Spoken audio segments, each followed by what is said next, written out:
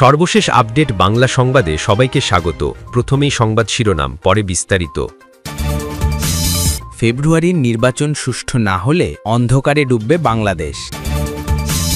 নির্বাচন থেকে সরে গিয়ে তামিম বললেন, নোংরামির অংশ হতে চাই না। হাসিনার পতনের ক্ষেত্রে প্রবাসীদের ভূমিকা অনস্বীকার্য। হাসপাতালের বিছানায় সাবেক শিল্পমন্ত্রীর হাতে হাত করা, যা বলছে কারা কর্তৃপক্ষ। ফেব্রুয়ারির নির্বাচন সুষ্ঠু না হলে অন্ধকারে ডুববে বাংলাদেশ।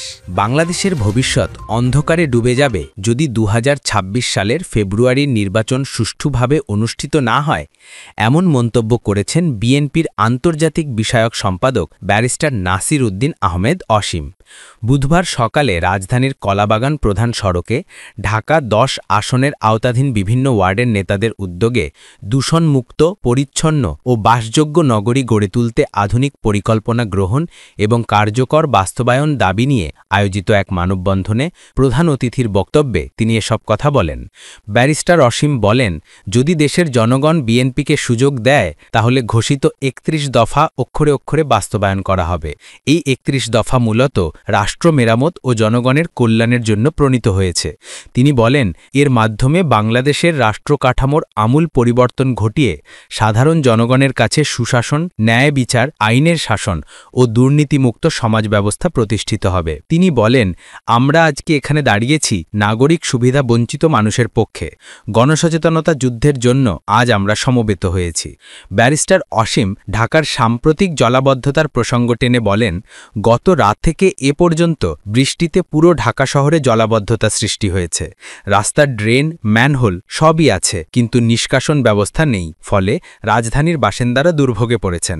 ফুটপাতের ড্রেনে ময়লা ফেলা থাকে, রাস্তায় ময়লার স্তূপ জমে থাকে, কিন্তু সিটি কর্পোরেশনের কোনো উদ্যোগ নেই। কর্পোরেশন সবসময় নির্বিকার থাকে। তিনি উল্লেখ করেন, বর্তমানে কোনো নির্বাচিত কমিশনার না থাকায় নাগরিক সুবিধার সংকট আরও তীব্র হয়েছে। মেয়র থেকে শুরু করে অন্তত শতাধিক ওয়ার্ডে কোনো কমিশনার নেই। তাই নাগরিক সুবিধা কতটুকু আছে বা কোথায় সংকট তা নিশ্চিত করার কেউ নেই। এ সময় ব্যারিস্টার অসীম ঢাকা শহরের পরিবহন নৈরাজ্যের কথাও তুলে ধরেন। তিনি বলেন, বিআরটিএ থাকলেও শহরে অননুমোদিত যানবাহন, 3 হুইলার, ব্যাটারি চালিত রিকশা অনুমোদন ছাড়াই চলছে। আইন শৃঙ্খলা বাহিনীর সামনেই এসব চলাচল করছে। এতে ট্রাফিক ব্যবস্থার অবনতি ঘটছে, যানজট তৈরি হচ্ছে, জনজীবনে দুর্ভোগ বয়ে আনছে। অসীম বলেন, এসব সমস্যার সমাধান একটাই, জবাবদিহিমূলক সরকার প্রতিষ্ঠা করা। যদি জনগণের ভোটে গণতান্ত্রিক সরকার নির্বাচিত না হয়, তাহলে জনগণের সুবিধা অসুবিধা নিয়ে কেউ কখনো ভাবে না। অন্তর্বর্তীকালীন সরকার প্রসঙ্গে তিনি বলেন, 14-15 মাস ধরে তারা সংস্কার ঐক্যমত কমিশন নিয়ে আছেন, কিন্তু সংসদ না বসা পর্যন্ত এই কমিশন পূর্ণাঙ্গ রূপ লাভ করতে পারবে না। অথচ জনগণের জরুরি সমস্যার পরিবর্তে তারা দিনের পর দিন এই অবান্তর বিষয়ে সময় নষ্ট করছেন। নির্বাচন থেকে সরে গিয়ে তামিম বললেন, নোংরামির অংশ হতে চাই না। বাংলাদেশ ক্রিকেট বোর্ডের বিসিবির আসন্ন নির্বাচনে অংশ নেবেন না তামিম ইকবাল। একসময় বোর্ডে সরাসরি কাজ করার আগ্রহ দেখালেও শেষ পর্যন্ত মনোনয়ন প্রত্যাহার করে নিয়েছেন সাবেক এই অধিনায়ক। তার সরে যাওয়া নিয়ে জল্পনা কল্পনা শুরু হয়েছিল গতকাল থেকেই। আজ সে গুঞ্জন সত্যি হল শেষমেশ। এই বিষয়ে তামিম এরপর মুখ খুলেছেন। বিসিবিতে এক ব্রিফিংয়ে তিনি সাংবাদিকদের বলেন, আপনারা জানেন যে আজকে আমরা আমাদের মনোনয়ন প্রত্যাহার করেছি। আমি সহ আমরা 14-15 জনের মতো আমরা মনোনয়ন প্রত্যাহার করেছি। প্রত্যাহার করার কারণটা খুবই পরিষ্কার। আমার মনে হয় না খুব বিশদভাবে বা ব্যাখ্যা করে আপনাদের কিছু বলার আছে। আসছে 6 অক্টোবর বিসিবির নির্বাচন, তবে একে নির্বাচন বলতে নারাজ তামিম। তিনি বলেন, আমি শুরু থেকেই বলে আসছিলাম নির্বাচন কোন দিকে যাচ্ছে, কিভাবে কি হচ্ছে তা নিয়ে আপনারা সবাই এখন খুব পরিষ্কার। যখন যা মনে হচ্ছে তখন তা করা হচ্ছে। এটা আসলে নির্বাচন না। ক্রিকেটের সঙ্গে এটা কোনো দিক থেকেই মানায় না। নির্বাচন থেকে সরে যাওয়ার কারণ কি? তামিম বলেন, আপনারা যখন ইসি চূড়ান্ত তালিকা দেবে তখন সে তালিকা দেখলেই বুঝবেন যারা সরে গেছেন তাদের সবাই হেভিওয়েট। এটা আমাদের মতো করে আমাদের প্রতিবাদ যে এই নোংরামের অংশ হয়ে আমরা থাকতে পারবো না। বাংলাদেশের ক্রিকেট এটা ডিজার্ভ করে না। দেশের ক্রিকেট ভক্তরাও এটা ডিজার্ভ করেন না। তামিম জানান, আরও অনেকে নির্বাচন থেকে সরে দাঁড়াতে চেয়েছিলেন, তবে নানা মহল থেকে চাপ সৃষ্টি করে তাদেরকে নির্বাচনে রাখা হয়েছে। তার কথা, আমি বলে রাখি এখানে আরও অনেকে প্রত্যাহার করতেন, তাদেরকে বিভিন্নভাবে বিভিন্ন দিক থেকে চাপ সৃষ্টি করে থামানো হয়েছে। তবে 15 জন যদি সরে গিয়ে থাকেন তাহলে সংখ্যাটা অনেক বড়। 50% প্রার্থী সরে যাচ্ছেন। কোনো একদিন এই বিষয়ে ডিটেলসে আপনাদের সঙ্গে কথা বলবো। শেষে তামিম জানান, এই নির্বাচন বিসিবির ইতিহাসে এক কালো অধ্যায় হয়েই থাকবে। তিনি বলেন, এখন যারা বিসিবিতে আছেন তারা যেভাবে ইলেকশন করছেন সেভাবে তারা জিততেও পারেন, তবে এটা ইলেকশন নয়। তবে যাই হয়েছে, আমি একটা কথাই বলবো যে ক্রিকেট হেরে গিয়েছে। আপনারা বলেন যে ক্রিকেটে ফিক্সিং বন্ধ করা লাগবে, তাদের বলবো আগে আপনারা নির্বাচনের ফিক্সিং বন্ধ করেন।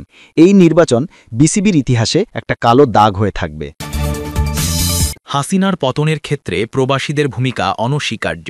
বিএনপির কেন্দ্রীয় নেতা ও সাবেক মন্ত্রী অ্যাডভোকেট এম রুহুল কুদ্দুস তালুকদার দুল্লু বলেছেন, হাসিনার পতনের ক্ষেত্রে প্রবাসীদের ভূমিকা অনস্বীকার্য। প্রবাসী ভাইয়েরা সরকার পতনের আগেও শেখ হাসিনার দুঃশাসন, ফ্যাসিস্ট কর্মকাণ্ড ও গণতন্ত্রবিরোধী কার্যকলাপের বিরুদ্ধে সরব ছিলেন। তারা শুধু সামাজিক যোগাযোগ মাধ্যমে নন, বিদেশের নানা শহরে মানববন্ধন, সমাবেশ, বিক্ষোভ মিছিলের মাধ্যমে আন্তর্জাতিক মহলে বাংলাদেশের বাস্তব চিত্র তুলে ধরেছেন গণতন্ত্রকামী জনতার দুঃখ কথা। বুধবার 1 অক্টোবর কানাডার টরেন্টোতে আয়োজিত প্রবাসী বিএনপি নেতাকর্মীদের সঙ্গে এক মতবিনিময় সভায় তিনি এসব কথা বলেন। রুহুল কুদ্দুস তালুকদার দুল্লু বলেন, বিশেষ করে 5ই আগস্টের পর যখন ভারত প্রকাশ্যে শেখ হাসিনার পাশে দাঁড়ালো, ঠিক সেই সময়ে প্রবাসী বাংলাদেশিরা সারা বিশ্বে হাসিনা বিরোধী জোরালো জনমত সৃষ্টি করতে সক্ষম হন।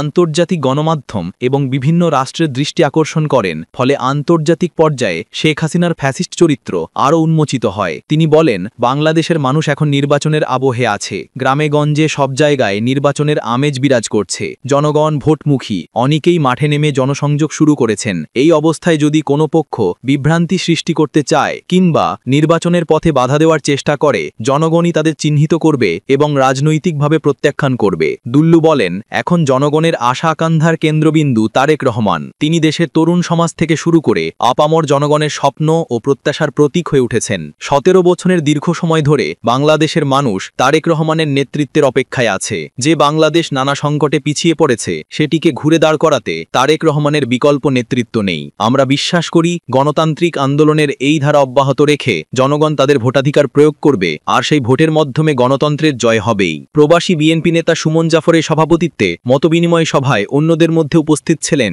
কানাডা বিএনপি সভাপতি আহাদ আলী, মুজিবুর রহমান, কেন্দ্রীয় বিএনপি সদস্য ফয়সাল আলী প্রমুখ। হাসপাতালের বিছানায় সাবেক শিল্পমন্ত্রীর হাতে হাত করা, যা বলছে কারা কর্তৃপক্ষ। সাবেক শিল্পমন্ত্রী নুরুল মজিদ মাহমুদ হুমায়ুনের মৃত্যুর পর সামাজিক যোগাযোগ মাধ্যমে তার চিকিৎসাধীন অবস্থার ছবি ব্যবহার করে বিভ্রান্তিকর ও অসত্য তথ্য ছড়ানো হচ্ছে। মঙ্গলবার 30 সেপ্টেম্বর রাতে কারা অধিদপ্তরের সহকারী মহাপরিদর্শক, গণমাধ্যম ও উন্নয়ন জান্নাত উল ফরাহাদ স্বাক্ষরিত এক সংবাদ বিজ্ঞপ্তিতে এ তথ্য জানানো হয়েছে। বিজ্ঞপ্তিতে বলা হয়েছে, শিল্পমন্ত্রী নুরুল মজিদ মাহমুদ হুমায়ুনের প্রচারিত ছবিটি কোনোভাবেই ঢাকা মেডিকেল কলেজ হাসপাতালের আইসিইউতে চিকিৎসাধীন অবস্থান নয়। গত 25 সেপ্টেম্বর থেকে মৃত্যুর পূর্ব মুহূর্ত পর্যন্ত তিনি ঢাকা মেডিকেল কলেজ হাসপাতালের আইসিইউতে ভর্তি ছিলেন। বিজ্ঞপ্তিতে আরও বলা হয়, সম্প্রতি বিভিন্ন সামাজিক যোগাযোগ মাধ্যমে চিকিৎসাধীন অবস্থায় মৃত্যুবরণ করা সাবেক শিল্পমন্ত্রী নুরুল মজিদ মাহমুদ হুমায়ুনের একটি ছবি ব্যবহার করে বিভ্রান্তিকর ও অসত্য তথ্য প্রচার করা হচ্ছে। অতএব সবার প্রতি অনুরোধ, দায়িত্বশীল নাগরিক মাধ্যম হিসেবে মৃত একজন ব্যক্তিকে নিয়ে এ ধরনের বিভ্রান্তিকর অপপ্রচার থেকে বিরত থাকুন। প্রাসঙ্গিকভাবে উল্লেখ্য যে অসুস্থতার কারণে কারাবন্দী অবস্থায় সাবেক এই মন্ত্রীকে একাধিকবার যথাযথ নিয়মে চিকিৎসার জন্য হাসপাতালে পাঠানো হয়েছিল। পরে গত 25 সেপ্টেম্বর থেকে মৃত্যুর পূর্ব মুহূর্ত পর্যন্ত তিনি ঢাকা মেডিকেল কলেজ হাসপাতালের আইসিইউতে ভর্তি ছিলেন। বাংলাদেশ জেল কর্তৃপক্ষ পুনরায় আপনাদের নিশ্চিত করছে যে সব বন্দীর মানবিক মর্যাদা রক্ষায় আমরা সর্বদা দায়িত্বশীল এবং এক্ষেত্রেও তার ব্যতিক্রম ঘটেনি।